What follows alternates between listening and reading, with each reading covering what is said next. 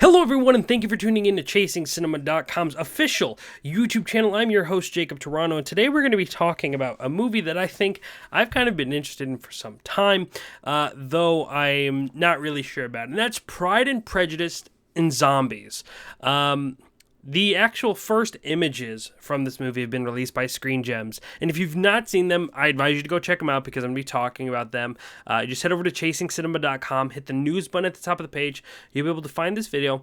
Click the link below. It'll take you to the images. You'll be able to look at them, and then we can have this conversation. Now, Director Burr Steers is taking on this project, and if you aren't familiar, Pride and Prejudice is a very, very famous novel by Jane Austen, one that I'm not a fan of. Actually, in high school, we had to read this book, Pride and Prejudice, and we had this huge exam on it, and my teacher could actually vouch for this, because he actually watches some of these videos. I've read this book, and I'm reading it, and one of our major exams were, a test, an essay on this. And instead of actually writing the point in the assignment given, I wrote an essay on why students shouldn't have to read Pride and Prejudice. My teacher's response was actually a 4-page letter on why we should. And I believe to this day they actually hang on his wall, both my notes and his. So that's just a memory. I'm sure you guys, all movie fans, don't really care about that, but that's the history I have of Pride and Prejudice. However,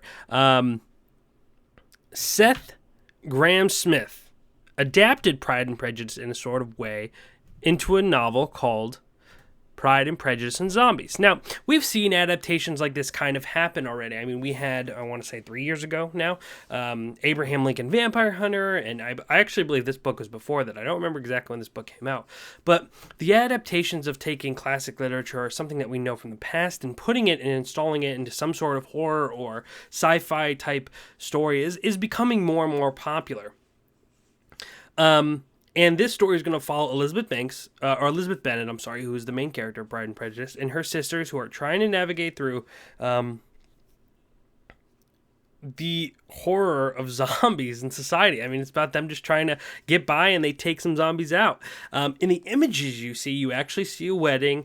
They're getting married and they're walking out. It's all really nice. The next image we see is the sisters all kind of tightening each other's corsets, and the most, I think, well, the second, actually, I forgot, there's one more. There's another image where Elizabeth and his sister are just kind of, loading a knife or maybe a gun in their, right amongst their leg, their thigh. Like their stocking, I guess you could say, or their panties. I'm not sure exactly the right term, but they're loading it in there. And then probably the biggest image that you'll see if you check out, or you look at this Google, you'll be able to find a zombie, someone just taking a chunk out of an old person, which is... It's funny. I mean, I hope this movie works like it should. I hope with this style of taking classic literature and this parody novel, it should work. And in talking with Entertainment Weekly, where the images were actually shown, Steers explain that everyone's going to play this movie straight, as they should, because if they play it jokingly, then it takes away the actual fun parody aspect of watching this movie. I want to watch this movie and believe that every actor believes everything is real, everything is going on, not haha winking with me. I don't want you to wink with me. I want to enjoy this and laugh and be the one. I want the audience to be on in on the joke, but not the cast. And I think that's what will make this movie really great. So that to me also appeals to me. Do I think this movie will be absolutely hilarious? And I don't think so. I'm sure it'll attract some audiences. I know, there's a huge zombie phenomenon going on right now. So it definitely has a demographic.